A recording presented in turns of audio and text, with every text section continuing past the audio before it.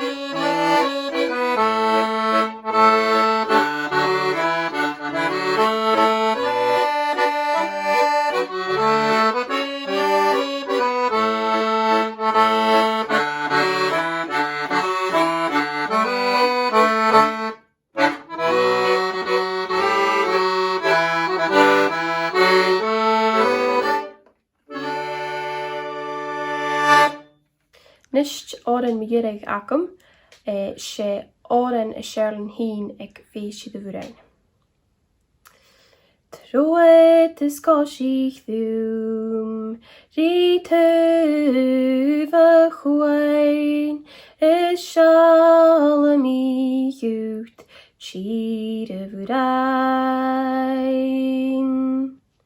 Fáilte mogan, Steele is measnam barst, fáid va féu adam, Volav ami ok, Troed is Cèilidh dhúm, Rítuh a chuin, is Shalom Luchd, cuid a bhith.